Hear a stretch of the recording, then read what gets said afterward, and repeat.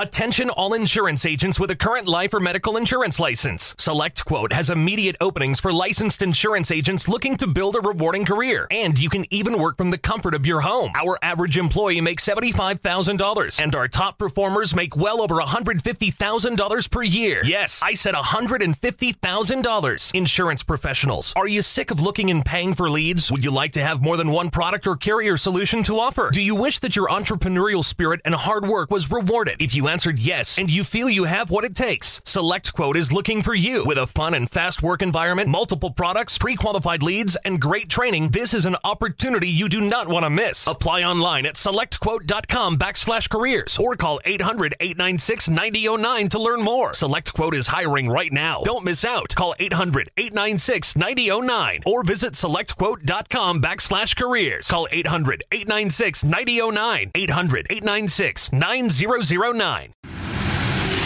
You're listening to News Talk Saga 960. Also streaming live on saga960am.ca. You are listening to New Theory Radio.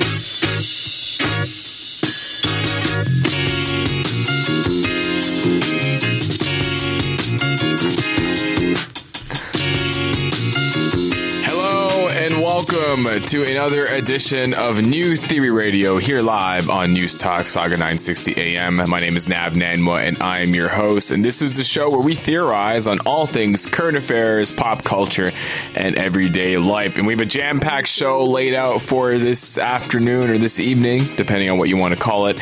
A lot has been going on, and one thing that in particular that's been going on that's been making quite the news within the last 24 hours is the fact that our very own Kawhi Leonard, or former Kawhi Leonard, because he's not really our own anymore, is leaving the Toronto Raptors to go back home to the LA Clippers. So we will be theorizing about the Raptors, specifically them being a team moving forward. A little later on the show, is I'm going to be joined by a good friend of mine. He's actually a former writer for the Raptors Republic blog, and he's currently a basketball scout for the University of Waterloo. My good friend Darren Bondy will be joining us to theorize on the Toronto Raptors moving forward. But before that, I'm super happy to have a couple of friends on with me as we are going to be theorizing on a number of different topics with the good folks at Soundrive Records. Yes, Dominic and Francesco, the founders of Soundrive Records, will be joining us here in just a few moments, as well as one of their artists. She has an amazing song that's currently out that's blowing up. Actually, yesterday I think was International Kissing Day, and it definitely matched her lead single "Kiss Me Crazy," and that's my good friend Melle Rose.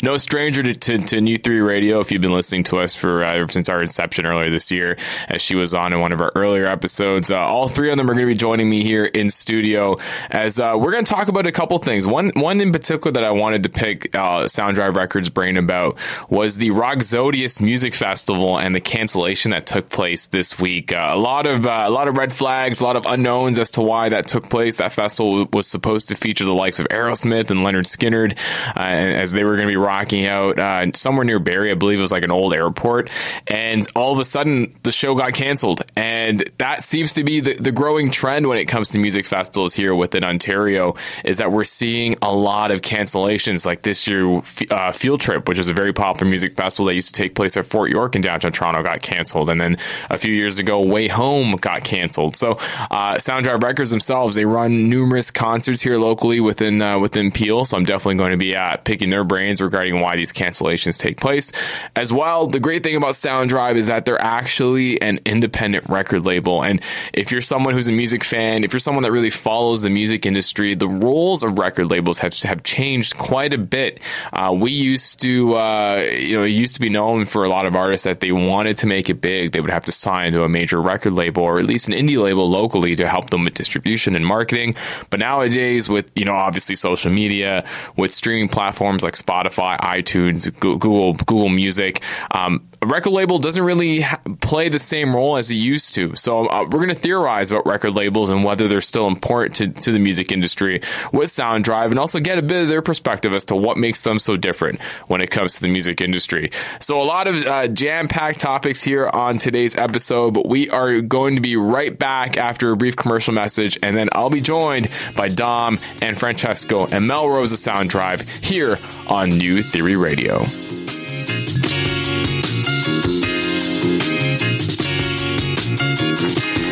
And we are back here on New Theory Radio on News Talk Saga 960 AM. My name is Nav Nanwa. I'm your host. And I'm now going to welcome my guests that are going to be joining me for the first two segments here on today's program. They run Brampton's, or should I say Peel's only alternative rock. I would say Brampton, yeah. Brampton, yeah, because I know there's Black Box and Saga. Oh, there's a bunch of Saga. Yeah. Oh, I was going to give you guys so much credit. Well, but yeah, it's sorry, I'm just looking at our producer Joe thinks she's like, don't laugh into the mic, so that's usually because of my fault. It is my good friends from Soundrive Records, Hey-o. Dominic and Francesco, and they brought the lovely Melle Rose. Howdy. I would say, like, what would you call the matriarch of Soundrive Records? Oh, I like. I'm gonna take that title and rock it. I just figured, I'm like, what else would I call you? Like, it just makes more sense, right? Yeah. But no, thanks, Peace, for joining me. This is truly an exciting episode. It's definitely jam-packed, and when I was thinking about putting the show together and thinking about the various topics that I wanted to talk about, it just made sense to bring you guys on because there's one topic that's definitely newsworthy that hits close to home, mainly because of the music scene and the fact that you guys are definitely involved in it. And then there's one that I just kind of came up with based on curiosity because I've had one-off conversations with both Dom and Francesco regarding, music labels and just the role that they play now and what's different in the past and what's going on now here in the now and as well as in the future.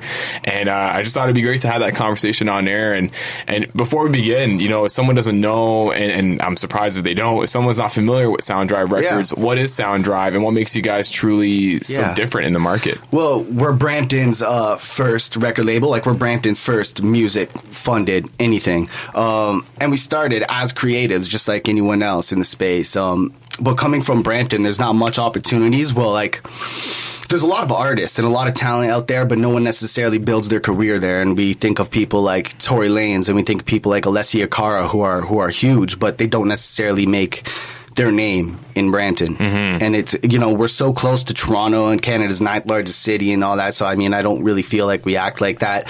And all we really did was really bridge the rest of the world of the music industry to the city of Brampton, and out of hopes that, the city would see the same opportunities that Toronto does. And you know what's great about Soundrive is the city's definitely recognized, you guys as being one of the important parts of Brampton's arts and culture scene, because you guys do weekly shows now in the summer at Garden Square. You guys were involved in New Year's Eve for the city of Brampton. You guys have actually do other shows kind of outside the city of Brampton that really promote Brampton artists. Absolutely. Why do you think the city was really interested in what you guys are doing? And maybe Francesco will ask you. Honestly, I think it's a matter of just doing it. There's a lot of people that just, they have great ideas. There's so many great ideas that everybody comes up with every single day of the week. But it's just a matter of getting out there and going and doing it and putting something together. And building for the city is something that we strive to do every single day that we wake up and to build a business. And it's a part of just really just being a part of the music scene in general. And that just all it results in having more opportunities and doing more shows, being asked to be on shows such as this. Thanks for having us out, by the way. I had to have you guys on.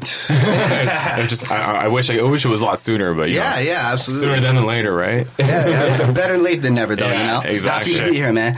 The city was actually really cool, and I feel like we really gave something that the city really never saw before, and actual passion towards the arts and culture scene in the city of Brampton, which I think they saw was different than maybe other people that came along as well. Yeah, I remember when I first met both of you guys, it was right away, it was like, hey, we're Brampton's first record label. Yeah. And it's great to have that distinction because I think a lot of people tend to forget that Brampton, used to have a lot going on. It did. Specifically when it came to the fact that, it used to have a radio station, like Edge 102 originated from Brampton, and there was always this vibrant music scene, but I'm really surprised that no one really put a stake in the sand and was like, you know what, I'm going to start a record label in this city, and it really took you guys to do that recently to really make that happen. Yeah, absolutely, and I feel like it was because Toronto's so close to us as well, you know what I mean? A lot of people would rather there, right? Well, yeah, and they'd rather join that dogfight instead of building something in their home city, you know what I mean? Which is, to each his own, I guess.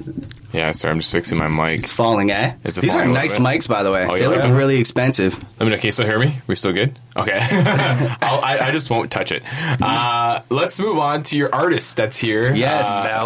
Melle Rose, a good friend of mine, a good friend of everyone here in the room. Not the first artist to sign to Soundrive, right? The second. Yeah. But the matriarch, like I mentioned earlier. I love that. Say it more. But Mel, I was mentioning earlier in my intro that was yesterday International Kiss Day. Is that what it was? Yeah, International Kissing Day happened over the weekend. Oh, over the weekend. Okay, yeah. Okay. And then your song "Kiss Me Crazy," I guess, just made sense that it ties into that day, right? Yeah, I look at it as the kissing anthem.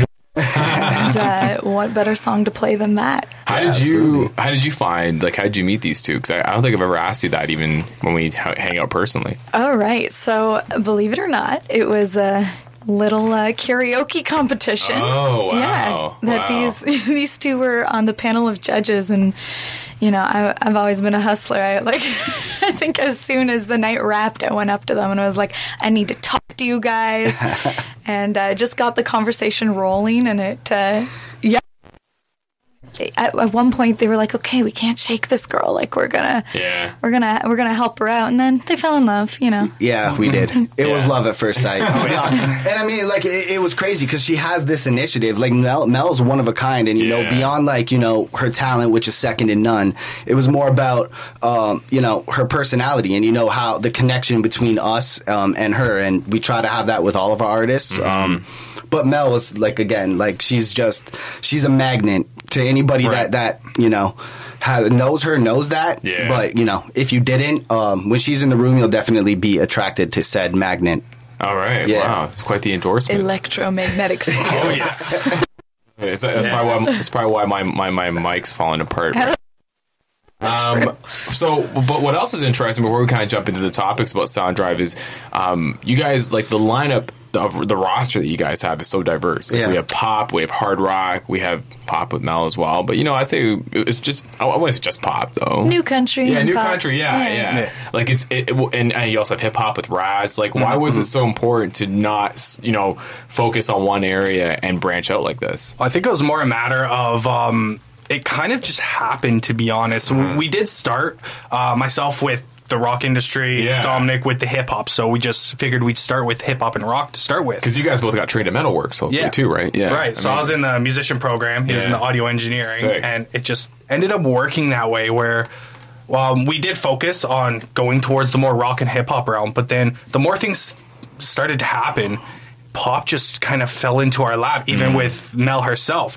When we were doing the karaoke competition, it was we heard from our cousin that the actual application's closed, and she still found a way to get there in front of us to get there. Hustler. Such a hustler, right? So it's a matter of the work ethic and the personality and everything that backs it. And music is almost an afterthought when it comes down to all that stuff. Because I mean, with us, we'd rather work with someone that's really hardworking rather than someone that's just talented. Yeah, because exactly. It all comes down to the hard work. Hard work beats talent any day of the week. No, it definitely does, and I agree. I'm glad that you guys are recognizing it. Yeah. And another aspect that we talked about it earlier is the fact that you guys do put on shows. Yeah. And so explain to me how that came about, because you guys obviously have your partnership with the city, but then you guys also do your own shows. I feel like you guys just did a show in Toronto as well, right? Or was it some type of partnership? Or I don't think so. There might have been. There's so many stuff on Facebook. So I know Raz performed at Fast in the Six recently. Okay. Which was at Nathan Phillips Square. But I mean, we just started shows as a way to, just help the curation process in the city of Brampton, and also provide more opportunities for our artists, knowingly that performances is where most of the money comes from in today's music industry. So, I mean, we figured if we could start a platform, we'd be able to not only artists on our label, but also people across Brampton to be able to have a platform to perform and get their name out. And that's why we started F'd Up. But also we're directly partnered with the city of Brampton, we do shows at the Rose Theater and the Garden Square series, which we were talking about. So, I mean, that was just more of our relationship with the city that came about. And, that's really how it happened. I mean, it wasn't really on our roadmap at first. But it kind of just made sense, But, a cool aspect to the fact that you guys do shows is the artists that are on these shows aren't necessarily Soundrive artists. Like, they're just artists that I guess you guys just like, right? They I guess are other hustlers that maybe you come into contact with. Yeah. I mean, sometimes like agents will hit us up because like the bands are going on tour and they're looking to hit up specific cities and seeing if we could facilitate that. I mean, it's a little bit of everything. Would you be able to add on to?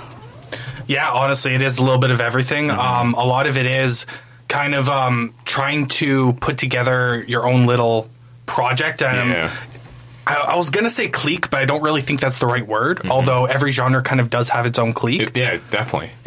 And what we've seen with sort of the clique model is that typically it's a great entryway for people to discover new artists, because ultimately they probably get the rub off of other people that are within that clique themselves. And usually units are a lot stronger together than individuals, right? Yeah. Absolutely.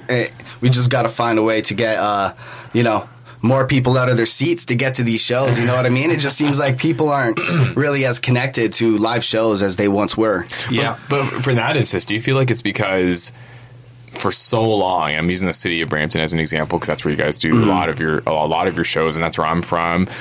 Do you feel like a lot of that is because it's not really a behavior for a lot of people in Brampton to go to shows in Brampton, because there's obviously that was never something that probably they've grown up with? Well, there's no venues in Brampton, that's for sure. But I also think it's more of a culture thing, because like even if you look at Toronto, Snoop Dogg was coming here and they were having. I was talking to Snoop's publicist the other day, and they were saying like they even had trouble to sell out a Snoop Dogg show. Was that Rebel?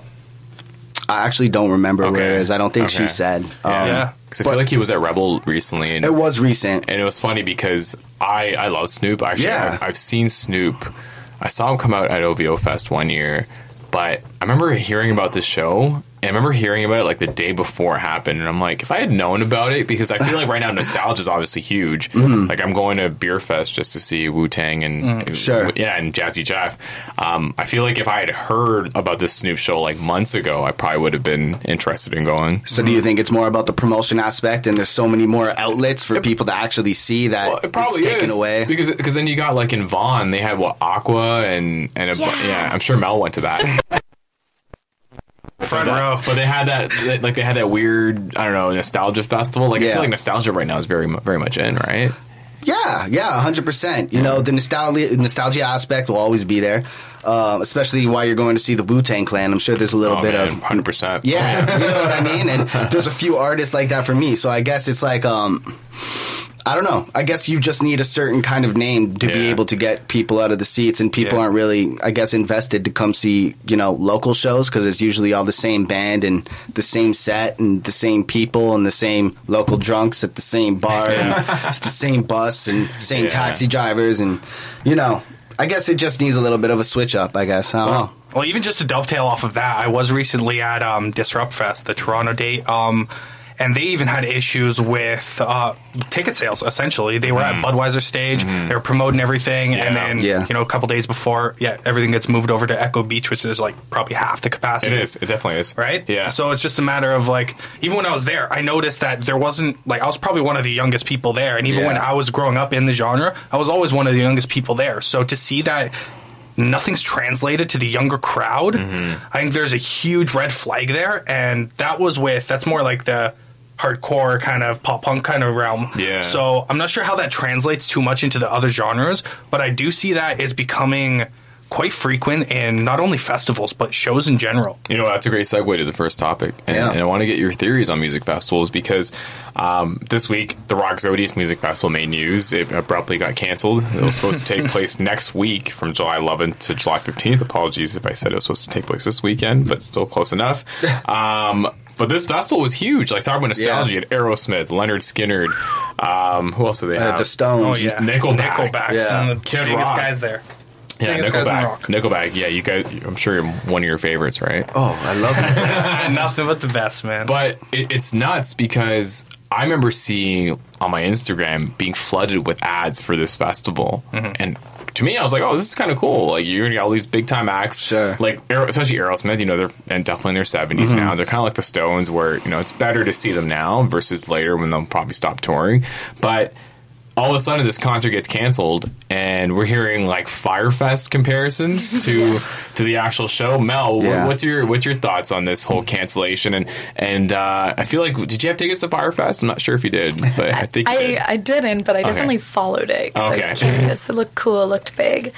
I mean, I feel like there's so many factors that go into this, but anything that's worth building takes time. And I've seen all these festivals popping up left, right, and center. And then I look at a few that, you know, have been around for longer, and they started small and grew it big. So I think we're jumping in, and in a time where people just love experiences more than ever, we're really trying to jump on that and sell all these things, and it comes down to two things. It's sensory overload. There's so many things to choose from that maybe we're all just confused. What do we do? What don't we do? Where do we go?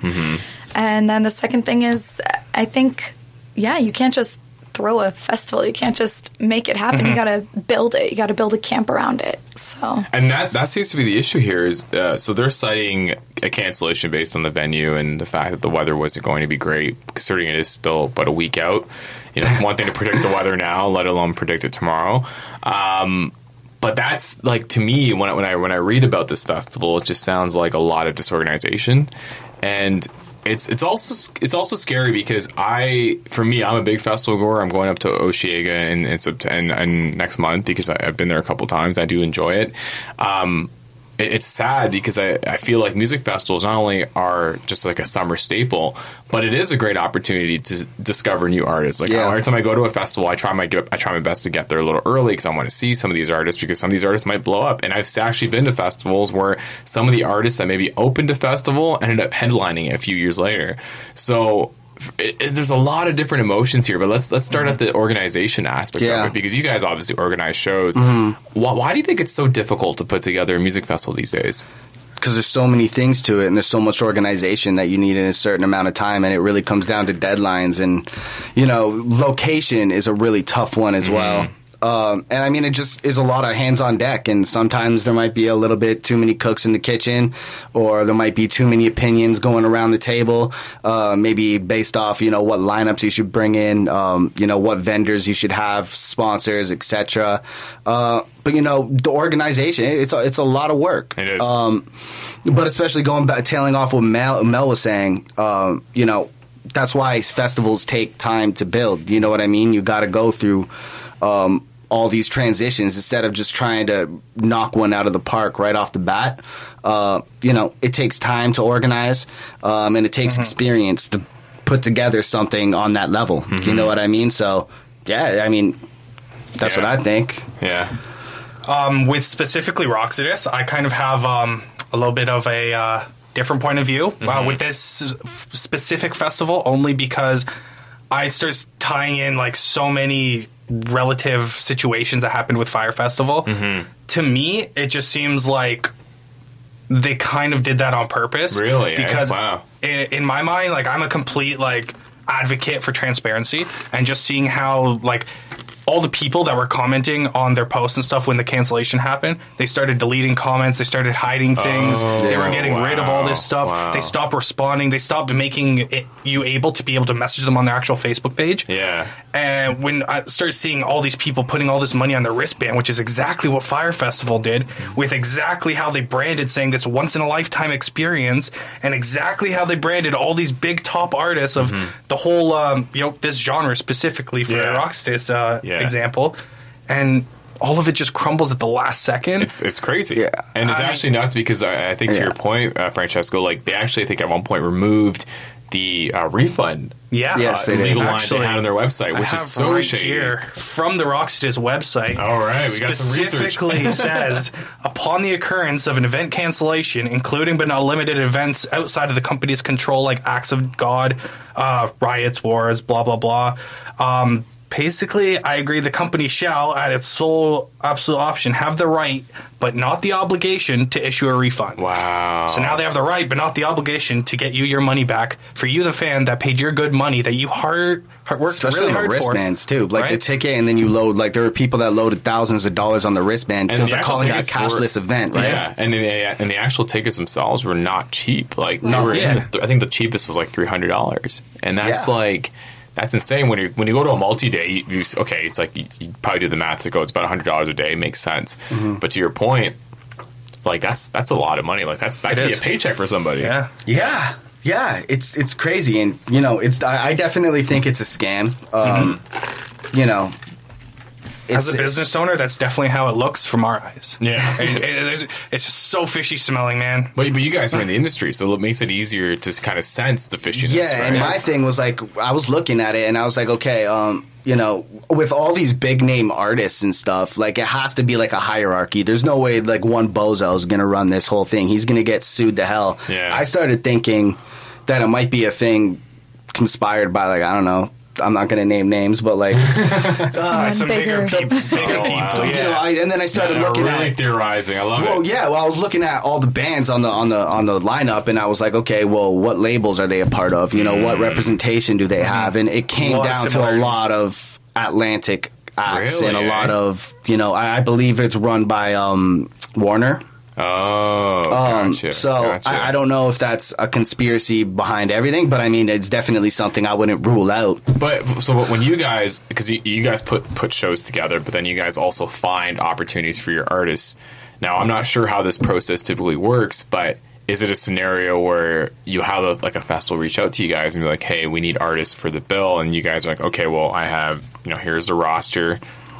Let's get 3 or 4 of them on this bill. Like, do you think that was probably the approach for Roxodus, where probably Warner was dealing with their talent people directly, and they just were able to tick off a bunch of people off their roster to get a part of the show, and then maybe Warner was like, you know what, I'm not really feeling it. Let's just pull people out. Well, yeah, it could be, but I also see, like, you know, no, like Warner, especially Atlantic, you know, they haven't really taken any action either, and they're not really saying anything about it. If you even look at it, none of the bigger bands are even saying anything about it. Yeah, I haven't seen anything from anybody now. Yeah. So it's like, it makes me think, you know what I mean? Like, if none of even Aerosmith is coming out and saying it, I have a feeling that someone's profiting along the lines, because especially no one's getting their money back. And like Francesco said, I don't really feel that they had intentions of doing the music festival or getting people their money back in the first place. Well, if you want to compare it, like a more recent comparison, think about the Rolling Stones, right? The Rolling Stones had a tour, and then Mick Jagger got sick, and then they're like, hey, we're going to reschedule, or you can get a refund. Yeah. Then Mick Jagger felt better and looks better than ever, and the show's back on, and I'm hearing like great reviews. Like, I heard it was an awesome show. Like, it was at the same venue where they do Boots and Hearts. Mel, I'm sure you've been to Boots and Hearts before. Oh yeah. Okay. and then you fast forward, and we just talked about Aerosmith and how they're such a major band. Nothing, not a peep. And they're saying they're blaming it on like the surface or something. Like, they got so much rain in the springtime. What's stopping them from changing the location? Yeah, what's stopping them going to Burles Creek? It's right down the road. Even if you see pictures of the actual location, like, there's been no rain there whatsoever. It's dry as a bone. Yeah, but Mel, I think you have a point. No, I'm just thinking it's terrible that this happens, because, you know, prior to this, we're talking about how hard it is to get butts and seats, and so, you know, we keep having these failures or these scams or whatever they may be. I think it'll continue to discourage people from coming out to events. So how do we correct this? Well, and I think that's a great point that you bring up, because like I mentioned earlier, for someone like you, Mel, who's looking for audiences, is looking to get your music out to a broad audience, getting on a festival is probably like the best opportunity, because you're going to be exposed to many different fan bases, and this allows you to be in front of it.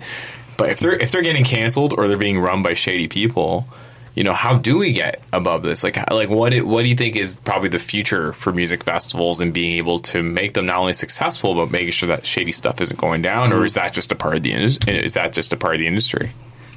I think it's a transitional period. I think these scammers and people are jumping on the opportunity and looking at vulnerable people right now. And I feel like I don't think it's going to happen again. Yeah. Especially, I mean, people aren't stupid. Like Mel was saying, you know, everyone's after this experience, you know what I mean, that they're never going to forget for their lifetime, and they're willing to fork up the money for that. Oh, it would have been so Instagrammable for sure.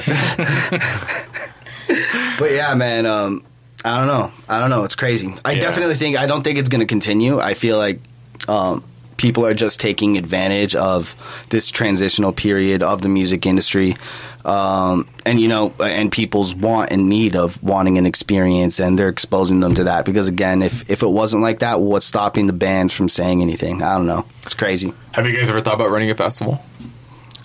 every day that I wake up. Is that like the goal, like for Soundrive, to get into that and actually do a festival and make it something that's maybe long-standing, that has a legacy potentially in the city of Brampton?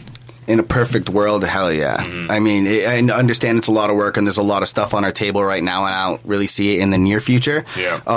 However, there has been some talks with, the city of Brampton and the city of Caledon and Mississauga to potentially do something with all the municipalities, but, that's also a little bit away. It'd be great, though, because think about the amount of artists in Brampton, the amount of artists in Mississauga, maybe the amount of artists in Caledon. I'm not really sure about any Caledon artists. Maybe you guys do.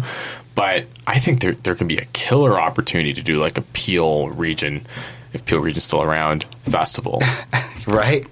Like it'd be fantastic, because I think, do you think about all the mainstream talent that's been able to come out of here? Like, unbelievable. Just get everybody together, and if you get the cities behind it, then maybe you might not have some of these shady dealings taking place. I don't know. Absolutely. Yeah. I mean, hope not. But again, it's like, especially with municipalities coming together, I mean, I definitely feel like that's the best way, because there's so much room in Caledon. You know what I mean? So I definitely feel like a music festival is in the forecast.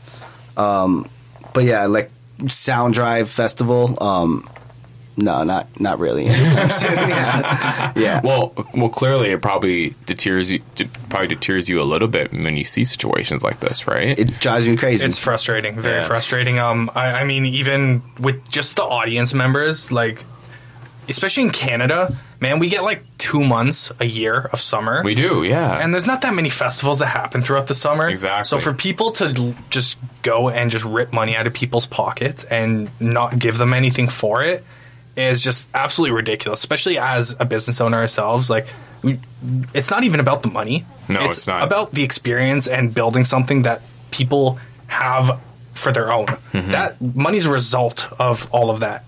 So, I mean, it's sad to see that people go out of their way just to straight up rip money out of people's pockets. Yeah. Mel, do you have any thoughts? Yeah, I'm just thinking, even as an artist, like, if I was to be booked for a festival, again, this is quite different because we don't know whether they knew or whether they didn't know, but I would be pretty bummed to have, a show pulled last minute for unknown reasons. Yeah, beyond not being able to play my music, like, it's, what do I tell people? I don't want people thinking I'm involved and things not happening, so. Actually, that's an interesting point you bring up, because, again, obviously it's the festival organizers that, for this Roxodus example, are the ones at fault. But what's to say someone, to your point, Dom, is upset maybe at Aerosmith. Maybe thinking Aerosmith's the reason why this happened. Or thinking that maybe there was some conspiring going on amongst the artists involved that caused this to get canceled. And the other thing that's kind of frustrating, too, is the fact that it's Eventbrite, the one that's giving out the refunds, not the actual promoters themselves. What? And that's what I read, really? which is great for Eventbrite, because they obviously care about consumers, but it's just like Ticketmaster giving refunds, but not like the actual organizers not being affected by it. Oh my god! Like that's what kind of raises the shady level in my eyes. It's really shady. I don't. Do you know what's the name of the organizer? I want to get it because I know that like I saw like Global News and all these people. I've been trying to contact him, but he's not even willing to speak about it. It is. I want to say. Hold on. Parent company. It was like MF Live. I've never heard of that. MF Live, yeah. I've never heard of that. Like, okay. It's definitely not a Live Nation. I know it's definitely it's definitely some shade for sure. 100%. So what should be done differently? Like, or better yet, and just to kind of move away a little bit around sort of Roxodus or Roxodus, I keep butchering the name. Who cares? Festival's not happening anyways. To kind of move away from that and think about music festivals differently. What needs to happen to really get people interested in music festivals again, and as well as what should festival goers do to make sure that they're not going to get screwed over by a company like MF Live? Yeah. We just directed Francesco. Man, I know, like, all the audience members are going to be like, yeah, I'm not going to do that. But, man, just read the privacy policy, please. Like, if you see stuff like... Oh, you're telling me the part that people skip? Yeah, the part that everyone clicks I accept without actually reading it.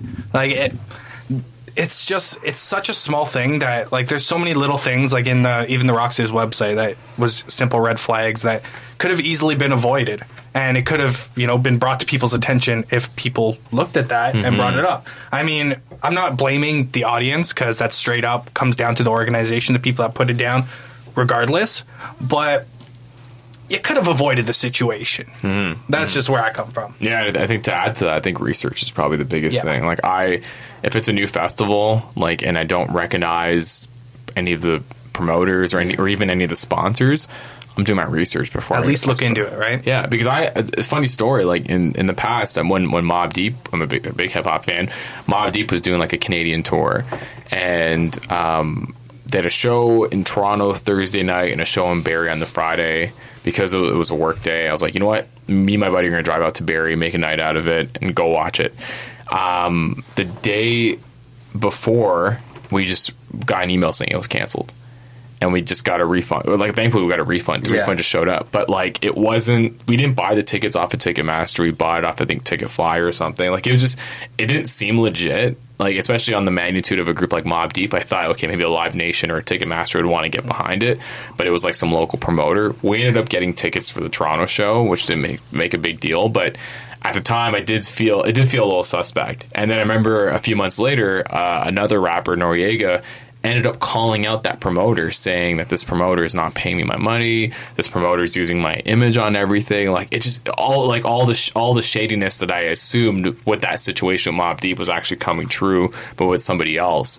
And from now on, when it comes to seeing this promoter promote any hip hop show, I'm very skeptical, if not even paying attention to it, because I'm like, I don't want to risk it. Yeah, I'm sure that that ruins his reputation, and I'm sure that like a lot less agents are going to be contacting him for him to promote shows, and that really comes down to the point in your question. I just feel like promoters and organizers of festivals, shows, and everything just need to stop being so selfish and thinking about themselves, because it's not about them at the end of the day. It's so much bigger than them, and there's so many, like, you're letting down so many people if you're just taking it, for your own good and doing things for your own good. I mean, I just feel like people just need to stop being so selfish and thinking about, like, the audience and the artist a little bit more. You know what I mean? Well, to make this question more personal, what does Soundrive Records do differently when it comes to you guys promoting the show? And if you do ever find yourself in a situation where, and I'm sure it's happened, where the venue fell through, or maybe,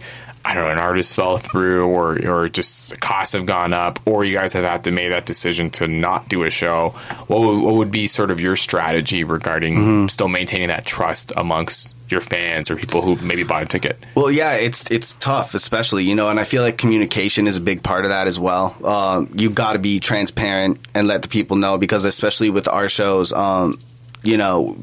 we don't really feel like we do pay people and we do split it, but fair is not always equal, as Francesco says. So if one band comes up and brings like 20 people, and then another band comes up and brings 5 people, do you think they should get paid the same? No, they shouldn't. So letting them know beforehand, because we have gotten in a little bit of issues where communication has not really fully been there, and the bands end up coming to us after the show and trying to take our head off or whatever. But I feel like communication is a big part of it. No, totally. I want to move on.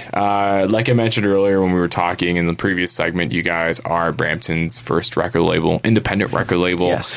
The role of the record label has changed quite a bit. 10 years ago, I think for any artist, and maybe Mel, you can relate to this as well, it was probably, when you were starting out to sing, like probably the goal was to sign with like a major record label, and then right away the assumption is, once I get signed, I'm off to the races, and I start making big money. Nowadays, in the advent of social media, streaming, Spotify, iTunes, Google Play, whatever you decide to use, record labels just aren't as, like, it's not a big deal now if you sign to a major record label. Also, with indie record labels, you guys have so much to your disposal that you don't even need to get like a major cosign anymore, because you can just literally put a lot of your resources behind an artist, and that artist can help elevate your record label and just what you do. So I wanted to get your theories on just the roles that record labels are playing in music today, and would love to sort of understand what Soundrive does differently. We talked about it earlier. You guys obviously do shows. You guys obviously do bookings for your artists. There's a lot of also, I've overheard some conversations where you guys have done a lot of marketing strategy and all of that. But overall, just want to get some theories on record labels and the role and the importance that they play in today's music industry. And Mel, maybe we'll begin with you. Was your goal when you were a singer, was it really to sign to a major? And at that time, did you think a major record label would be sort of your key to becoming successful? So I think it's fair to say that any artist, any musician today can put their music out there. With all the streaming services and places you can buy, borrow, and listen to music, anyone can get their stuff out there. But for me, signing with a label was crucial. It helps you elevate your music career to the next level. No one can build a business, and music is a business. No one can build a business on their own. I know that what I'm great at is, writing my songs, singing my songs, and killing it in the studio. So having a team that takes care of things, like distribution and everything else. Like, guys, Soundrive, first little disclaimer, they're incredible. They do above and beyond what any record label should do. So mad love to you guys. We love you, Mel. For you. Love you too. And no, for me, it just made sense. It was time to grow the team, to grow the camp around me, and to have that support in all the areas that I knew of, but they weren't necessarily my strengths.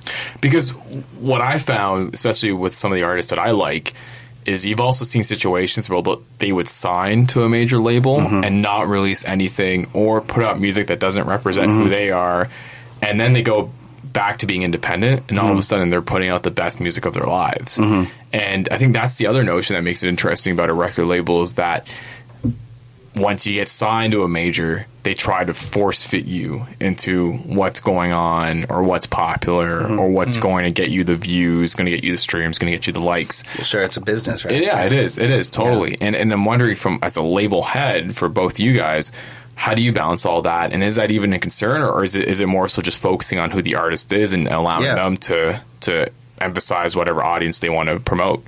Yeah, I mean, we fall in love with the artist, and we wouldn't just go on and sign them and change all that. You know what I mean? There's definitely comes down to branding and all that, and making sure that, the identity is there. But yeah, I mean, I wouldn't say.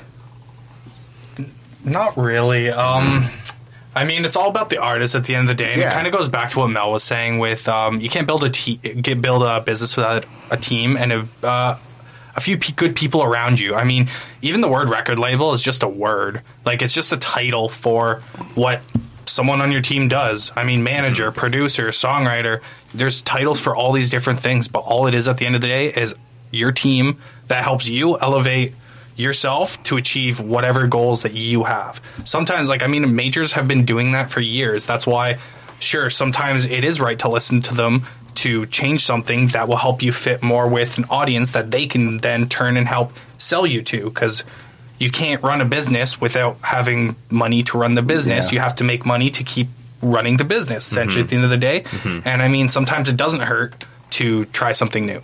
Sometimes what you were doing doesn't work, and maybe it worked 10 years ago, maybe it's not working now. I mean, that's why it's all about a team, and I don't think that a good team member would force you to do something that you don't feel is right for yourself. Yeah. But I think that they would push you in a way that would be beneficial, whether you think it would be or not. So it's all about just finding the best routes. And because, I mean, there's no rules at the end of the day. It's all what you make it. So to have a team that believes in you is honestly like rule one. And you can do anything if you have that team, regardless of how big or how small they are. So going all the way back to when you guys had your start, in Metalworks, under the tutelage of Mr. Gilmore from Triumph. Yes. When you guys had the conversation around, hey, we want to start a label. We really want to promote artists. We really want to get behind them. We want to be able to share some of the stuff that we've learned. We want to grow with them.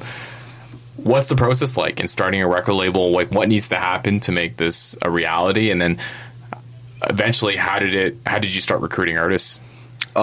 Well, it starts with all the necessary, business search and business plan, and obviously you gotta look out and go find funding for some way. And luckily, we were blessed to be able to have, the city of Brampton so invested in us, because especially in the music industry, I mean, it's just a money hole for a really long time. Like, I mean, when we first started, I don't know what the swearing protocol is. Don't swear. Don't swear. Okay. Thanks for the heads up, Nav. It's okay. But yeah, I mean, it's okay. It's natural. Yeah, no, I mean, it just starts, with the business, just like anything else, and then you got to go find funding, and the music industry is, you got to invest a lot before you start seeing a return of anything. So I mean, it really comes down to commitment. And I mean, just grinding it out, making the right connections, especially in the music industry. There's so many different avenues in the entertainment industry. And, a lot of people look at the label and it's like, oh my God, it must be so much, going on there. But I mean, realistically, we work with the artist. We work directly from the artist. Because I mean, if the artist has really nothing to put out, I mean, what kind of product do we have? Yeah. I mean, that's kind of what it is. I mean, you need a product, you need a business, you need money you need financing. Yeah. Yeah. No, and that's definitely important. Yeah. And obviously, record labels 10 years ago, when people were still buying CDs, for me, I still buy CDs depending on who the artist is.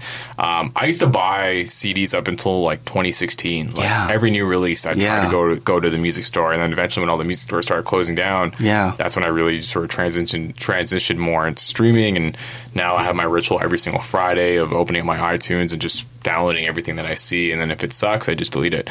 But 10 years ago, it was very common for the record label to be in charge of pressing CDs and, working with the artist when it comes to their artwork and figure out the marketing plan, the PR plan, figuring out, where you're going to sell the CDs.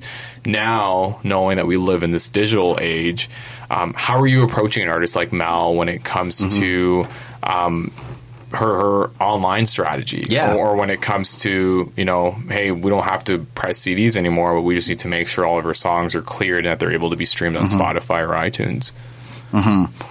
I think nothing has changed. Everything's just moved. It's the exact same way it's operated since the day music has been able to be recorded, but it's just a matter of where the people are, where the audience is, and how do you get to them. But at the end of the day, streaming a song is the same as listening to a song on your CD player. Where the money moves is a little different because now you're not buying the CD. Now you're paying Spotify, and they're going to give you 0.2 of a cent, which is that's a whole nother thing. Don't even get me started on that. We can talk about it. I'm sure Mel can relate to that too. Yeah. Those Spotify paychecks, I'm sure they're not keeping the lights on, are they? $12, winner. Really? Wow. No. That's a lot more than what I've heard from other artists, but isn't it I think I read somewhere that per one stream, I think an artist gets 0.0000012 cents it takes or a something. Long time. Oh, even that's probably higher. Yeah. There was a lot of zeros after that decimal point. And then you see the number. It's almost like a calculator. But that's fascinating because, again, for a lot of artists now, it's no longer about selling albums. It's really about getting the most streams. Am I right, Mel? Do you think that's the goal in this day and age? Yeah, streaming, all the stream sites. That's really where things have moved. At least that's what I'm witnessing. So. And how have you been managing that? I think for me, it's I've done definitely I'm on all the main platforms, Spotify, Google Play Music, and Apple Music, and it's working just as any other way. I think what really kicks things off is putting other marketing dollars behind it and getting it out in other avenues, because if you don't make a playlist or if you work towards a playlist, that's great, but again, you need other ways to kind of gauge interest. Has your release strategy for a lot of your music changed because of the platforms that you use? Because normally for an artist, again, I keep talking about 10 years ago, it was when I release my single, and then maybe I'll release an EP full of 4 songs, and then maybe I'll build up the full album. Now with streaming, you can literally release music whenever you want, and ultimately putting out an album isn't really the prime focus. Or do you treat streaming as a marketing tool to eventually get to your album? For myself, I'm kind of more interested now in doing singles and EPs. It just makes more sense for the attention span of the market and, you know, getting a constant flow and building excitement around a track. Now that tracks are making a little less on these streaming platforms than old methods, you know, you're still putting just as much money, time, and effort into these songs. So you kind of want to see that return and hopefully get as many people as you can listen to your music that you're proud of. What goes into the marketing strategy now when it comes to artists like Mel and promoting her work? Like, what are some of the essentials that need to be there when it comes to promoting a song like Kiss Me Crazy? It needs to fit Mel. You know what I mean? And obviously it's a numbers game. So obviously the more ears you get it to, the better at the end of the day. But it's really a matter of, you know, again, understanding who Mel is as an artist, you know, understanding, you know, where to place that. And I mean, it just comes down to marketing. And I mean, it's very different nowadays, like you were saying, Nav. It's not necessarily the same way that it was 10 years ago. So, I mean, at least with Mel, like for Kiss Me Crazy example, which is a song everybody could tune into, should be on YouTube and all that fun stuff. It's actually a very catchy song. Yeah, it's cool. I do find myself humming it sometimes. It was a great song. And if you look at the amazing idea that, you know, Melle Rose was able to put together, for the video that came out on Valentine's Day with Hershey Kisses and you know what I mean, just all the fun lovey-dovey. Lovey-dovey would be the word for it.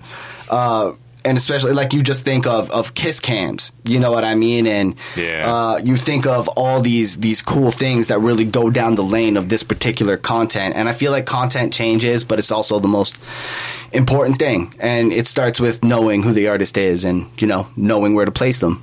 Yeah. So, being that you guys are a record label, do you ever have people come up to you guys being like, hey, why are you a record label versus why aren't you a management company? Because one thing I've also noticed in the music industry is that a lot of people, and I'm going to use hip-hop as an example because I'm closer to it, like Jay-Z used to have a record label called Rockefeller Records, and then eventually now it's moved over to Rock Nation, where it's been more of a management company. And people always said the money's probably more into management versus a record label, because then you can almost, you know, management also includes endorsement deals, it includes, you know, fashion, it includes, you know, all different types of businesses versus music being the core competency of the record label. Have you guys ever had that conflict? Like, has it ever been the conflict around being a record label versus being a management company? Not necessarily. We've got more I guess comments, like people asking where our studio is, thinking that we're a recording studio. So there's been that. It's like it's Metalworks.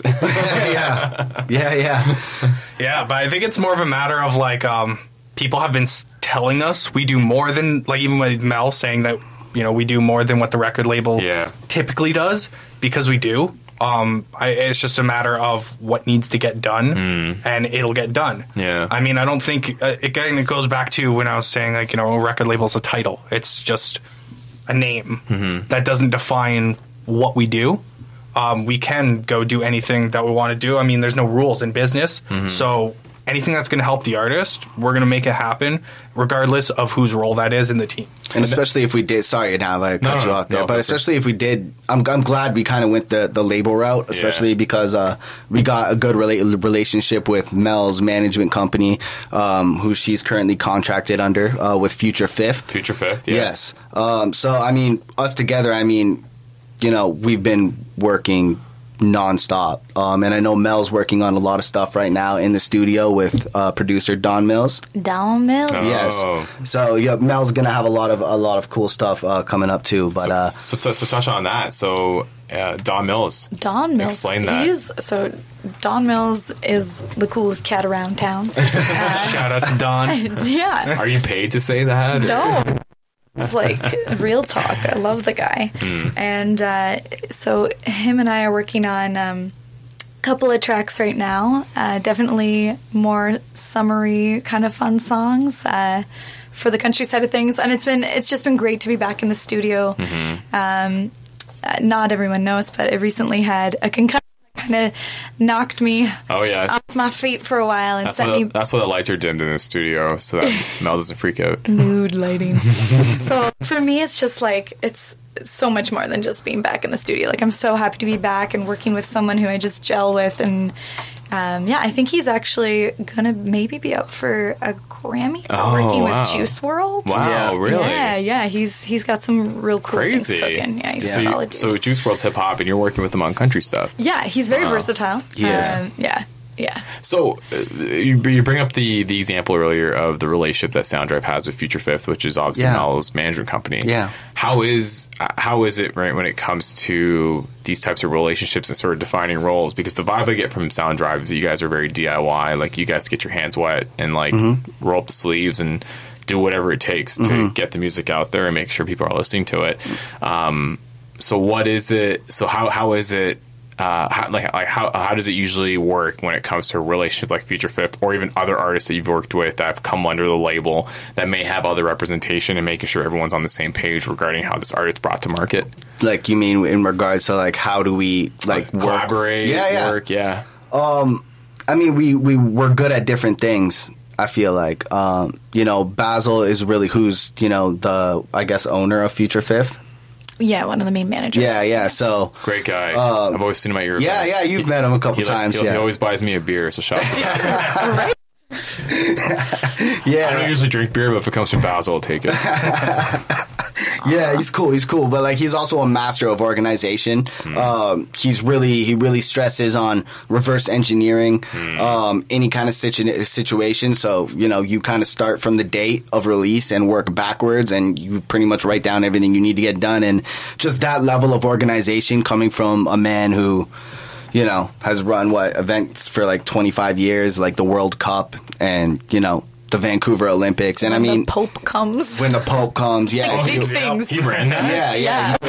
Was that the one that happened like 17, 18 years ago? Yes. Something like that. That was Pope John Paul, right? Yeah. I still remember that. Yeah, man. Like, even Basil, like, he ended up telling us a story, like, where he ended up working with the Rolling Stones and stuff, too. And then the Rolling Stones wanted a different washroom, but they were using the same washroom that the Pope used, and then it wasn't good enough for him. And Basil's like, okay, well, if the Pope sat on that toilet, so you can, too. So, you know what I mean? Was that during StarStock? I'm not sure. That's definitely a question for him. But like, to answer your question, we're good at different things, and we just click. We have a good relationship, and we're just able to get things done together. And that's the most important thing. Yeah, because that's one of the things that's so important in this day and age when it comes to an artist. Is it's very easy to have so many cooks in the kitchen. Yeah, that's why when you look at Drake as an example, everybody that's around him, it's a very tight knit team. Yes, like you'll have Oliver that handles all of his endorsements, licensing. When it comes to OVO, he'll have Future the Prince that kind of manages, like, that's the president of the label that kind of looks after all the label happenings. But the team is always very tight knit. Do you guys try to handle that approach as well with the artists, to making sure that, again, the fact that you guys are hard workers and you roll up your sleeves, that the team that works with an artist like Mel is very close knit, and that you almost know what everyone's doing to keep that machine running? Yeah, I mean, that's the only way to really keep it running efficiently. If you don't know what's happening, then it's really easy to get off the same page. When that happens, I mean, you show up to the next meeting, nobody knows what's going on, and then you're backtracking from your last meeting 6 weeks ago just to redo all the same thing that you already talked about. So to find the right team members to do the right jobs is a really big deal. We've had people that came into the team and they couldn't keep up, so we did have to go elsewhere. And I mean, that's just a part of the game, and it's just you have to pull your weight at the end of the day. No, you definitely do. I mean, it's a team. Like, you can't have 5 other people pulling your weight when there's so much to do. Like, everything moves so fast, especially in 2019. Like, with the technology and everything, you have to keep up. Are you guys, from a Soundrive standpoint, is the goal to get distribution from a major label, or is the goal to grow this so that you become your own major? It's hard to say. We've been talking about specific things that we don't want to say on air right away, but like there's conversation being had. Give us an exclusive, man. Come on. I can't it's right now. a little premature. But like, I mean, we've had instances with Believe Digital, who I think they're considered I don't know. They're a major distribution company. They work with like pretty much all the big indies in Canada. That didn't end up working out. Only, I guess it just comes down to relationships, you know, and working with people that you want to work with and like working with, and that even comes down to if you end up signing a major label. So because that's also, and again, a lot of the artists that I know that were signed to majors, like one example I use is Action Bronson. He was signed to a major, then he left. He was signed to Atlantic actually, I think, and then he left. It's funny that Atlantic keeps coming up. Same with Joyner Lucas. It just happened, before he even put out an album. Exactly, and then he ended up leaving and self-releasing his last album. But I remember there was like a distribution company listed, I think called Empire or something like that. Oh yeah. And then I was like, oh, this is kind of cool, because I've been seeing this label pop up quite a bit on streaming, and then I looked it up, and it's not even a label, it's just like a company that I guess someone can buy into that will distribute all their music on certain platforms or will help them produce CDs, but then the artist still gets majority of the pay that comes out of it. And I guess they're more of more of a resource versus them actually being in the room with an Action Bronson to strategize. It's like, hey, you do your thing, we'll just give you the tools. And right. Like, is that the kind of agreement or arrangement you guys would prefer, or would you want to be backed by Universal or Warner? Yeah, I mean, it's not really. It's more about what's best for us and the artist. You know, if it happened to Universal to come around, I mean, it comes down to the deal and what they're offering, right? Yeah. I mean, there's many different kinds of ways to partner up. And again, like I was saying, it's like really about, you know, I guess the relationship that we have with said representative at whatever label it is. Because, I mean, I definitely want to work with someone that I trust. Because you hear these stories, these horror stories of people getting with major labels and losing everything. You know what I mean? And I guess that comes down to the paperwork. And also, I mean, I just want to be sure that, you know, before we sign anything and with any major label, we just got to be sure that this is what we want to do. No, 100%. Not 100%, yeah. Yeah, no, that's good. That's awesome. What is the ultimate goal with Soundrive? Like, if you guys could see yourself in 5 years, obviously there's a lot of momentum right now with the growing roster. It was Worlds Like Wildfire is now on the roster as well, right? Yeah. And then they have exciting stuff coming up, too. You have Mel, Raz, Baldy. Who else do you got? Those are the four right now. Main four. Yeah, we're currently there's four right now. Yeah. I mean, we're in talks with a few others. Yeah. But yeah, so those the are roster's growing. I think I saw like a mock signing with Raz online or something like that. the staged copy of the staged contract signing. Which is so funny, which I loved. But the roster's growing. The shows are getting momentum. You guys are obviously a big part with the city. Yeah.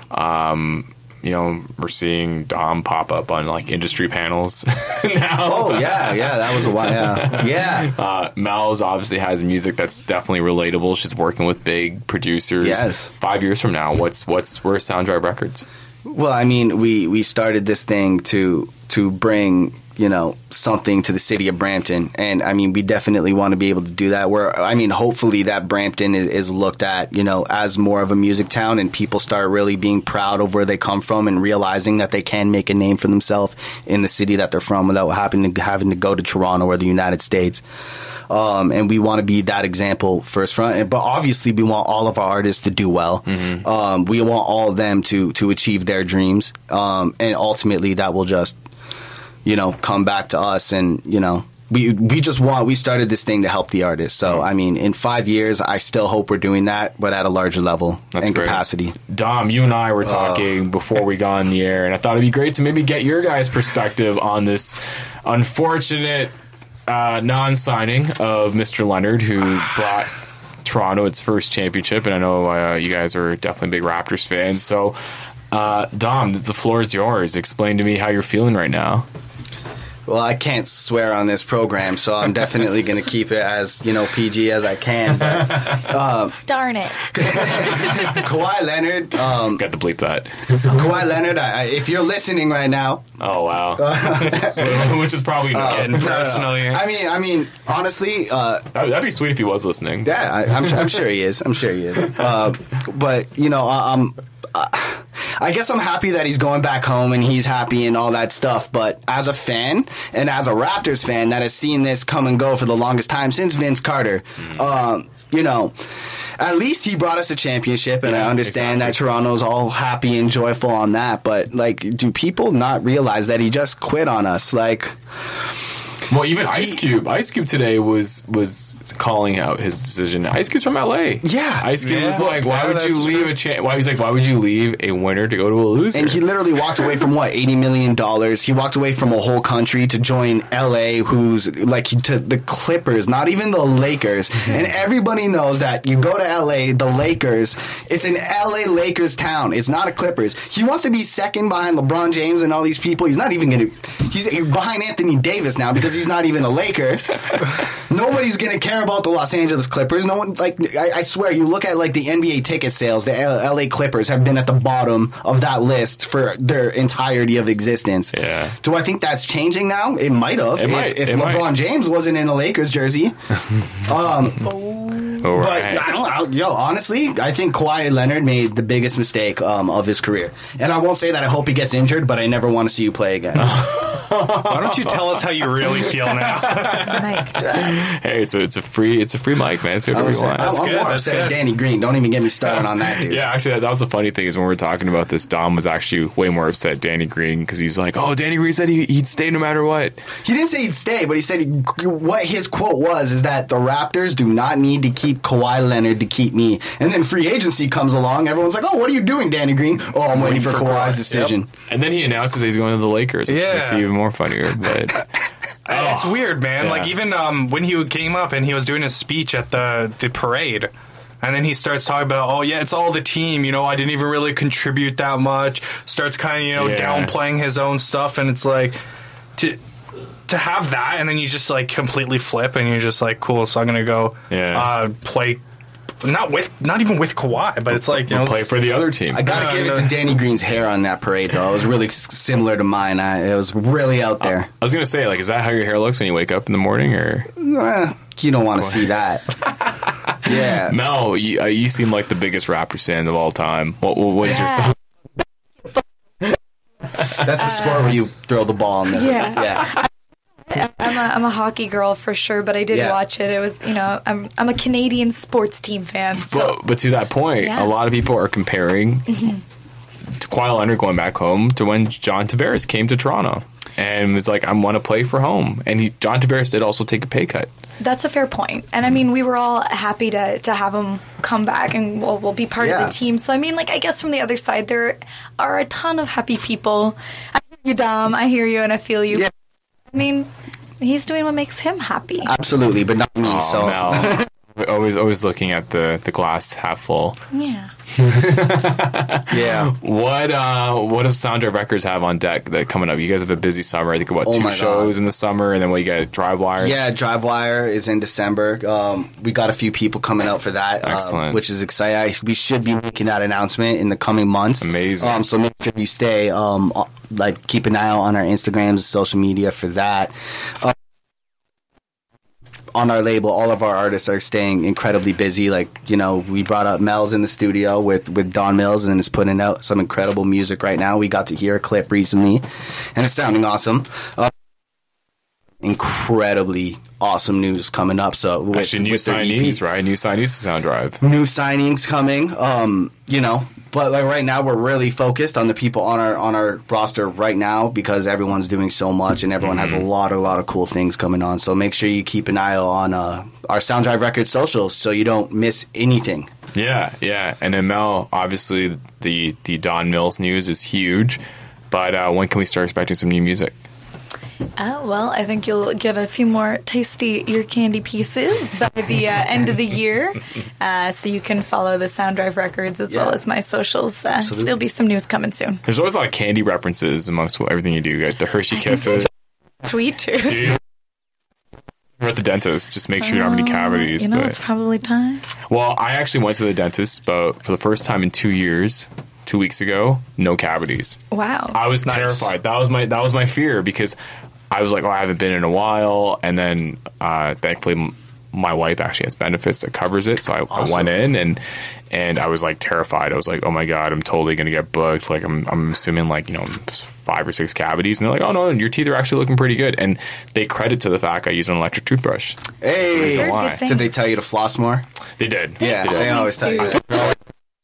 The only serious flosser I know is my wife. She'll floss like in the morning and at night, and I'm just like, you're crazy. Like for me, I actually have a wire underneath my in the bottom of the braces. Yeah. And so you have to get like a special floss for that. And I get so lazy. Oh my God, it's such hard work. Yeah, it adds another like 15 minutes to your teeth routine in the morning. Yeah, who's got time for that, man? Yeah. Would you guys ever go water pick? Just like water pick? I heard water flossing. I've thought about it. I've heard it's like really good and like an experience. It looks Really? like fun. Yeah. Well, when you describe that experience, It's an experience. really, it just changes your life. No, yeah. So it's the same spiel every time I go to the dentist. I actually go pretty consistently every 6 months, like to keep them 6 pearly months? white. Yeah. Wow. My pearly yellows. No, I'm kidding. 6 months. 6 months for cleaning? Or? Yeah, Wow. yeah. Just to keep on top of it. I feel like. That's actually really good. That's Yeah. actually really good.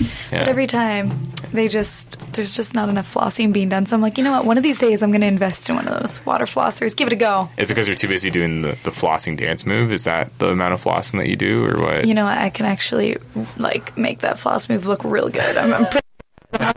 I'm totally bragging. I can floss. That's hilarious. And then, what else is going on with some of the other artists? I know Raz has some new stuff coming out. Yeah. Raz actually just put out a video that actually hit 30K views on YouTube. Congrats! It's featuring Isam B, who is the former singer of the group Outlandish. Okay. He's currently on Warner in Copenhagen. Yeah, Copenhagen. That's Denmark. awesome, man. That's Yeah, great. so Raz has a lot of cool stuff. He actually just shot a music video for his upcoming single, Myself, yesterday. Yeah, his drummer Taboo is unreal, man. Oh It's my phenomenal. goodness. Yeah. Spencer is a genius, man. Yeah, Like, the last driver that I emceed for you guys, like I was blown away by their performance. Raz can't go on tour without that guy. Yeah, Like, that whole setup is amazing. It's amazing. The colorful see-through drum set. Yeah, and just all their that. chemistry on stage together. Like Yeah. when, for those of you who weren't at the last Drive Wire, actually, they did something on the fly where Raz literally he tells Spencer to just hit a beat, starts doing it, tells him to speed up, where to slow down, what instrument to start hitting on, pull off the hi-hat, go on the floor tom. Less than 10 seconds later, Wow. you got a solid beat, and this guy starts freestyling over it, and it was just, it's a crazy experience to see that with the chemistry just matching like that. We're actually going to have Raz on the show fairly soon. Awesome. Might even next week. So, Nice. I've been talking to Raz, and he's definitely wants to come on. He's an artist that I think has a great story, too. Absolutely. Yeah. Absolutely. Yeah. He's really spiritual. And for people that don't know about Raz, he's a Muslim rapper.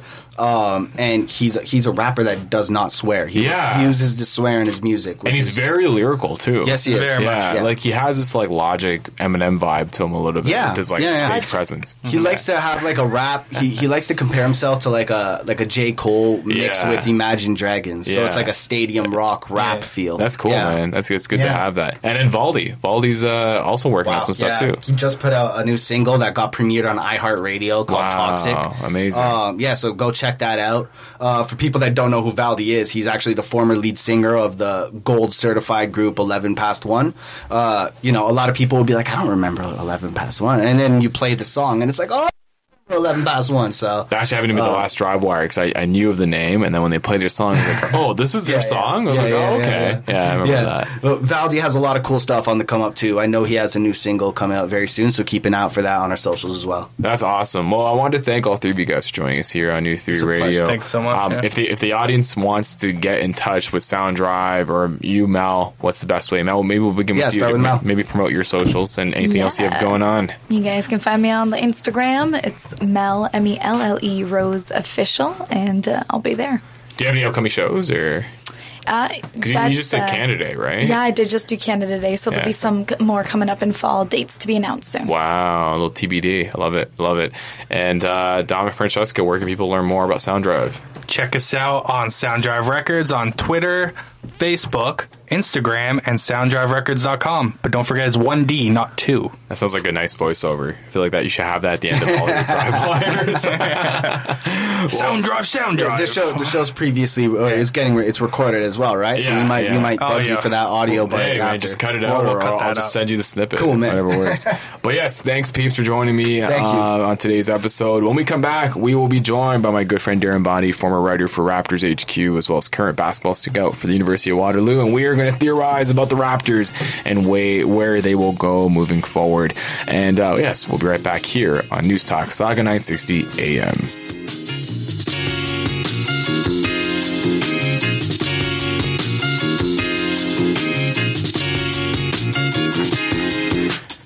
And we are back here on New Theory Radio on News Talk Saga 960 AM. My name is Nav Nanwa. I'm your host. And I think our technical difficulties have been solved, and I should be joined on the line now with former Raptors HQ contributor and current basketball scout for the University of Waterloo, my good friend Darren Bondy. Darren, how's it going? I'm doing okay. I think I would be doing better if we were talking about the Raptors defending their title, but otherwise I'm doing okay. That's a great segue to why I wanted to bring you on the show. Yeah, I think we're all still feeling it from the big news yesterday. Kawhi Leonard is not re-signing with the Toronto Raptors. He is going to take his talents not to South Beach, but to home in LA, and he's going to go play for the LA Clippers. Before we jump into that, though, explain to us here at New Theory Radio your sort of tie with the team, because you and I actually met for the very first time a few weeks ago at a mutual friend's wedding, and it was right after the Raptors had won their championship. And I remember, I think it was one of the pre-events where you and I spent a couple hours just talking about the Raptors and how we thought we had a dynasty on our hands. Yeah, I was riding a pretty good high at that point, coming off the championship right at the wedding weekend. My connection is too. I've played basketball my whole life. I got into some videography stuff when I was a teenager, and I started working with Adam Francis from the Raptors HQ at the time to put together some video content for the site. And so the Raptors HQ still has media access, I believe. So we went down to things like pre-draft workouts and scrums and media day and stuff like that. So that's kind of how I got my start with working kind of closely with the team. I did that for a few years until my son was born, and then I had to take a break from it because I don't live in the city of Toronto, so it's a bit tough to do both. Yeah, no, totally, man, totally. And then now I guess you're just a diehard fan. Just a diehard fan, yeah. That is probably disappointed, like a lot of people. I think I'm still kind of in shock. Like, I don't think I've really kind of absorbed what's happened. I was really confident up until 2 a.m. 2 days ago, or yesterday, I guess it was, that he'd come back, even on a short-term deal. It just seemed to make a lot of sense. It seemed like it made a lot of sense to him, but I guess, ultimately it was home that trumped everything else, which is upsetting, but again, you can't really be mad. I'm just glad he didn't choose the Lakers. Yeah. No, I think a lot of us are glad that he didn't choose the Lakers, because I think that was the biggest fear amongst Toronto fans, was that he was going to start a super team with LeBron James and Anthony Davis. But it didn't add up. Like, that didn't seem like that was the Kawhi. If he would have chose the Lakers, I would have felt like that wasn't the Kawhi I thought I knew. And admittedly, none of us know much about the guy. But it didn't seem like his type of thing would be join up with LeBron and AD in LA. And so him choosing the Clippers, I can't be mad at. I'm hurt. Like, I feel like I just got broken up with. But I can't be that mad, right? Like, he went home. And I still think today when I woke up, I think I was more bitter about it than I was yesterday. Because I thought, you know what? Why didn't you just run it back a year? Run it back 1 year, do a 1+1. You have a championship team. You knew you did. And then join the Clippers in free agency with Paul George next year. Yeah. well, and even the one scenario that I really liked was, I think Jalen Rosen mentioned this, that he would sign a 2-year and then he'd be eligible for his absolute max, because he would have had 10 seasons, right, into the NBA. Exactly. And, why not maybe use that as an opportunity to go home? Because, it's hilarious, because I'm yesterday when the news broke, I remember I woke up. It was actually my brother that texted us the article, and my brother was actually away on a cottage weekend, so I think he was still up when the news broke. So I woke up and then I see the Sportsnet article. At first, I think a lot of people on social media were like, "Oh, okay, Kawhi, it's okay. You know, he wants to go home. Thanks for the memories. Thanks for getting us a chip." And then it's interesting to see how 24 hours later, I'm starting to see a little bit more bitterness amongst people on social media. Yeah, and that represents me to a T. Like, I actually happened to just wake up at 2 a.m. I think my son got up, and so I just happened to check my phone, and it's like 1:58, and I see Woj tweeting at 1 minute ago that the Clippers traded for Paul George, and then I refresh, and all of a sudden it's Kawhi signing with the Clippers, and I was like, man. "Oh my!" And I couldn't fall asleep for the next hour and a half as I was just kind of, But yesterday, same thing. It was like, okay, you know what? He got us a championship. Thank you. Can't be mad. And then today it's like, well, why didn't he just take a 1 year? Well, why didn't he come back and just give it a chance and then go to LA? Yeah. And and the long-term contract thing, that's what threw me off in the days before it happened. Is Chris Carter had tweeted a couple times that he'd said he wasn't interested in a short contract. Mm-hmm. I don't understand why, but I also kind of felt like that was going to hurt the Raptors because we all knew he ultimately wanted to go home to LA. Yeah. Yeah. The reason there was hope is that, okay, maybe he comes back for a 2-year deal, gets that 10-year, service time, wins a championship or two more with the Raptors.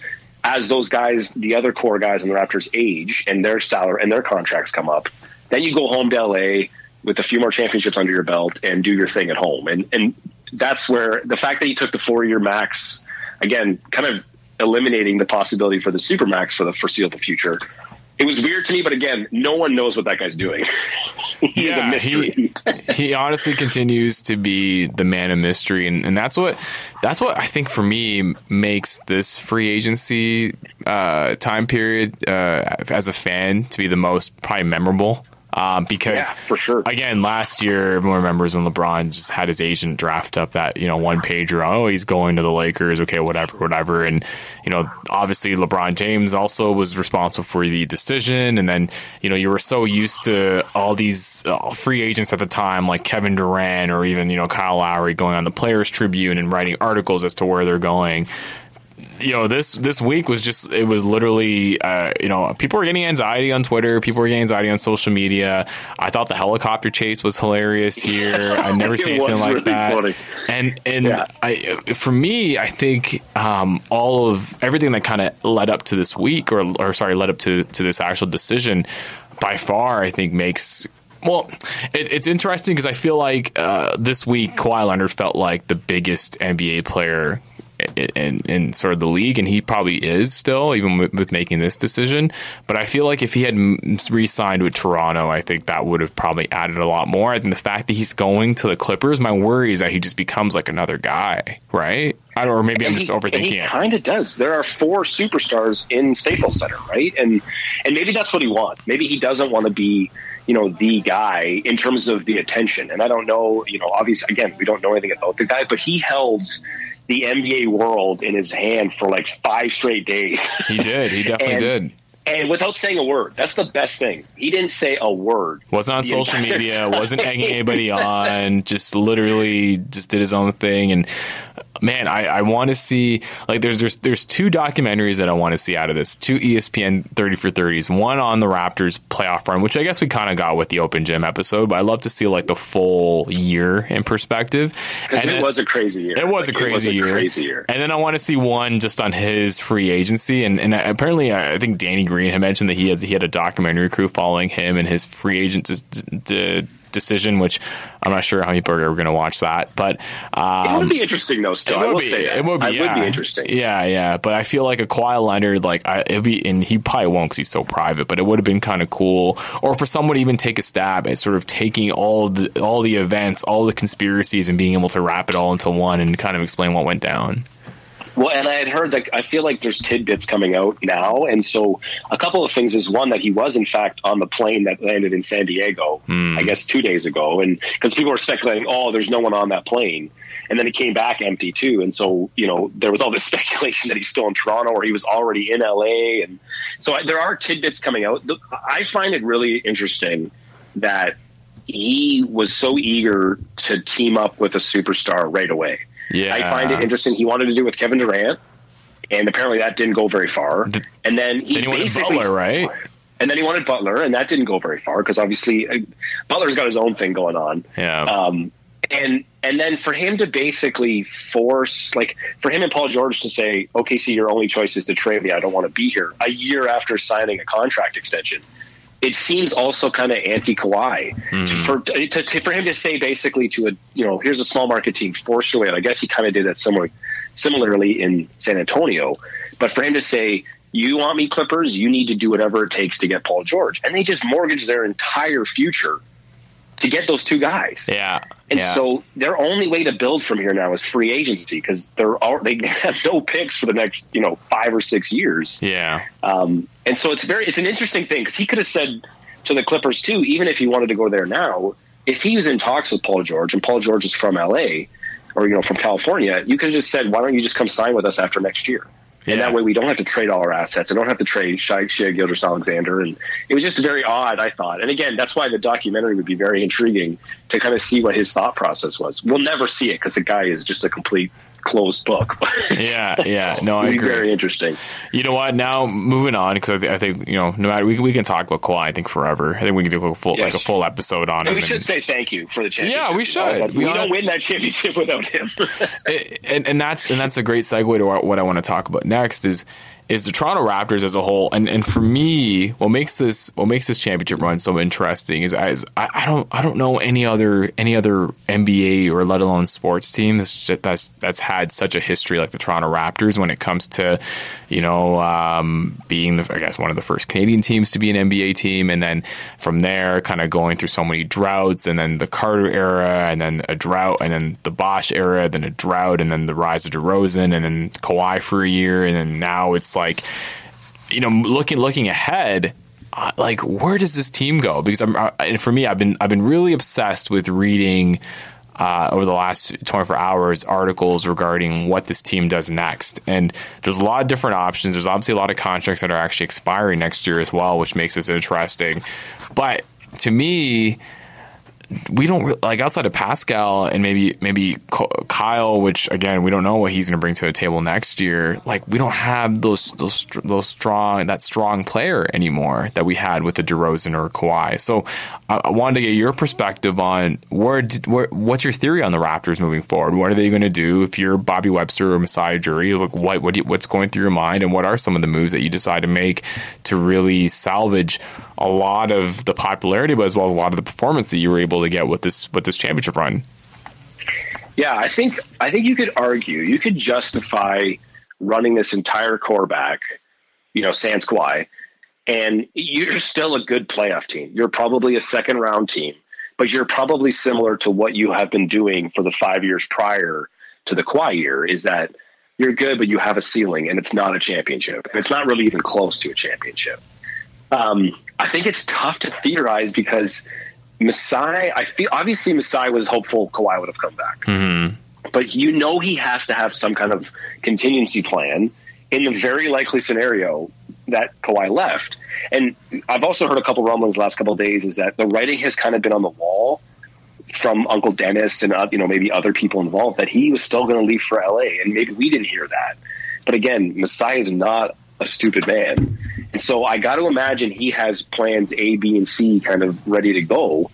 And so my first thing would be Kyle, Serge, and Mark are immediately available on the market, and you're taking calls, and you're probably calling people to see what's out there for those players. Like as of right now, or as of right now? Okay, I think as of right now. I think if the deals are right, you pull the trigger. I don't know what those deals are going to look like. I think Kyle probably has the best market because of what he brings to a team. They're all 3 are expiring. I don't think Serge is going to have a good market. Yeah. And I think Mark, again, limited market because there are so many bigs that were just taken out of free agency. And I just don't know if there's going to be an appetite for someone like him at his age and his money. It's going to be salary dumps, if anything. But I could see them running this group back, featuring guys like Siakam, OG, Fred VanVleet, And they signed Stanley Johnson, and also like 20 minutes ago, I don't know if you've seen this, but they signed Rondé Hollis-Jefferson to a 1-year contract. Yeah, I actually just saw that right now. Yeah. So it's a pretty young core now. Young core. They're like, none of these guys are, future superstars. Aside from I think Siakam and OG probably have your best potential. Yeah. I would say everybody on this roster is available except for Siakam and OG. So I think you go in that direction. I don't know, because the thing is, you could unload your expiring contracts and have a ton of cap space heading into this free agency period. However, the 2020 free agency period is not very strong. So it's a bit of a weird situation. Again, we can theorize as, I would say, more than your average fan. Like, we've been diehards long enough and we know enough about the team that we can theorize what we think he should do. I got to assume he's smarter than we are. Yeah. And he knows more than we do. And so it'll be really interesting to see what approach he takes, because part of me wants him to tear it down, kind of basically down to guys like OG and Siakam, and go from there. Because even if you run this team back, at best you are a second round team. You're a middle of the Eastern Conference. And you know what? You're probably going to get a really good season from Kyle, because he's probably going to play with a chip on his shoulder. Yeah. He's probably pretty bitter like we are. Yeah. He may not say it, but I'm sure he looks at Kawhi and says, I can't be mad at you, but I'm bitter, and I'm going to prove to you that you should have stayed. Yeah. So I think you're going to get an interesting season on him if he stays. But I will say, I don't think I can see Kyle, Mark, and Serge on this team post-trade deadline. I just don't see it happening. I don't think it makes sense for them. I don't think it makes sense for the Raptors. Yeah. But it'll be really interesting. It's tough to say. You're young right now. The guys they can roll out are incredible defensive players. Like, you can have a defensive lineup that is just like Stanley Johnson and Rondé Hollis-Jefferson are studs defensively too. And so your defense is still going to be incredible next season. You're just going to really struggle to score the ball from the perimeter. You don't have the shooting. You're losing Danny Green and Kawhi Leonard. And, Stanley Johnson and Hollis-Jefferson can't shoot. Yeah. Siakam obviously is an improved three-point shooter. And if he takes a step, the sky's the limit with him. I know he's a bit older, but he's only been playing basketball for, 8 or 9 years. And so if he can kind of take another step and then you feature him more offensively, what does that look like? Because, at times last year, he was dominant offensively. Is that because guys like Kawhi Leonard are on the floor? But he was also dominant in those games that Kawhi sat. Yeah. And so I think he has another gear. And, I don't think you're ever going to say, he's going to be a top tier superstar, but I think he can be an all-star for sure. And I think he has that talent. The worst part of it all is that Kawhi Leonard wasn't just a superstar. He was like in the 1% of superstars. He was that literal upper, like that top tier where he's only comparable by 1 or 2 other players in the league. Yeah, to replace that is next to impossible. Mm-hmm. So you do have a hill to climb almost regardless of what you do. And it's going to be really interesting to see if Masai, it's interesting to see what approach he takes, first of all. Like, is he going to just unload everyone and start for the future? Is he going to retool and try and build on the fly? And I kind of reflect on it in similarities to when he started, when he basically unloaded Rudy Gay and tried to trade Kyle Lowry. That was all signs pointed to a tank at that point. Mm-hmm. And it was like the Knicks balked on the Lowry trade, and all of a sudden they started winning. And so as they started to win, he felt like tanking wasn't the option anymore. Yeah. And so he retooled on the fly. Mm-hmm. And in that time, they got to be really good with a flawed core. And then he finally pulled the trigger on the deal that brought in Kawhi Leonard. So it's an interesting model because it's tough to follow. It's tough to duplicate, I mean. And so it's going to be interesting to see what he does here, because he could arguably retool, get some of these young guys that haven't had the best careers so far, and Stanley Johnson, Hollis-Jefferson, and kind of build from there with OG and Siakam and Fred VanVleet, who are all still pretty young. Mm-hmm. And then maybe just kind of add pieces. He's a smart guy. He's always gotten value from nothing, essentially. Like, he traded Vasquez for, Norm Powell and what turned into OG. So those are some pretty solid value moves, and I think we might see some more of that. But I also think we might see him finally say, "Let's tear it down to the studs and build from scratch." and I don't know what I'm going to see. I'm really curious. One of the and this, a couple final things before we conclude. One of the what's the word I'm looking for? One of the comparisons, that I remember hearing about when the Raptors won the championship was with the Dallas Mavericks a few years ago. Yes. Yeah. And it's interesting because it sounds like it, for at least for the interim, it might end up being a comparison that's somewhat true. Unfortunately true. Unfortunately true. But no, I feel like you bring up some good points. A couple of things before we conclude. One thing that obviously won't be a game changer, but I'm just curious, and I'll to get your perspective on it. Is we know that Vince Carter is going into his final season of play. Do you see the Raptors at all just picking him up for this victory lap and just sort of allowing him to kind of retire in Toronto, or you think their issues are beyond that? I would be surprised if it happened, but I would be on board if it did, because I think what's to lose at this point? You're not winning a championship next year. Yeah. I mean, the only reason I don't think it would happen is because they have a glut now at the wing position, and it sounds like even 42-year-old Vince still wants to play a lot of minutes. Yeah. And so it'd be interesting to see. I don't know. He seems kind of cold on the idea. Like, he's never, every time it's brought up, he doesn't really, talk about it happening. And even Masai kind of was like, let's deal with Kawhi Leonard first. And then obviously now we know what's happening with Kawhi, and they've already signed 2 wing guys, in Johnson and Jefferson. And so I don't see it happening, but it'd be a perfect time to do it, because it might take away some of the sting for fans, and you can kind of have like that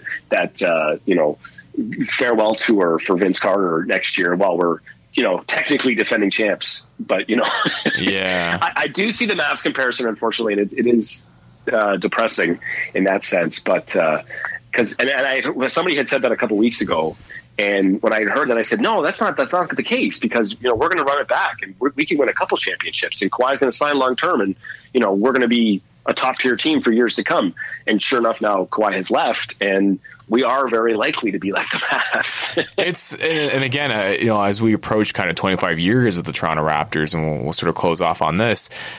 This year will always have the asterisk beside it in regards to the 1 year Kawhi Leonard showed up, won us a championship, and then left. And I think that just adds it for me, being a Toronto fan. It adds to the aura of the Toronto Raptors, where it's this is comparable to again, nothing compares to the fact that Kawhi got us a championship, but it almost makes sense that this happened. It does. It absolutely does. Yeah. The NBA world is out to get us too, and it's funny because last year, the entire season, we didn't get the respect we deserved. They never took us seriously as a contender until we actually won.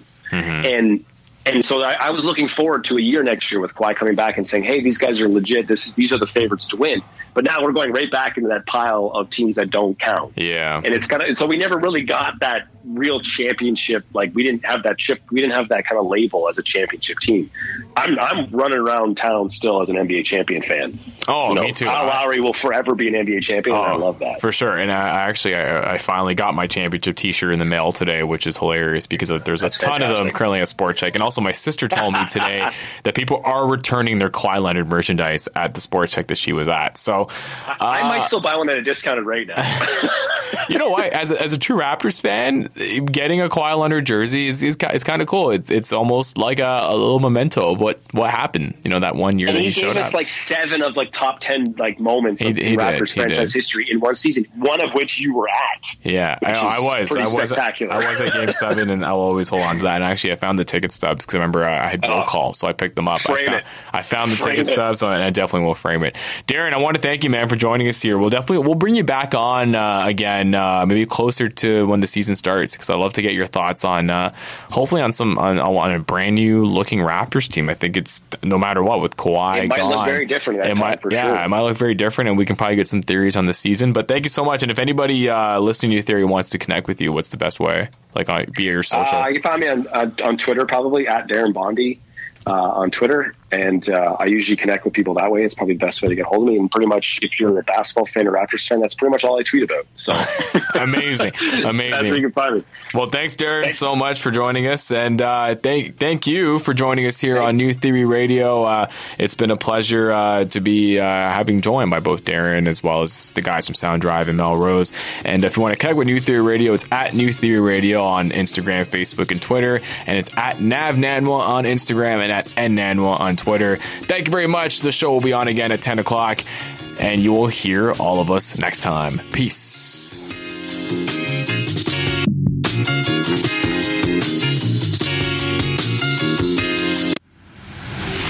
You're listening to News Talk Saga 960. Also streaming live on saga960am.ca.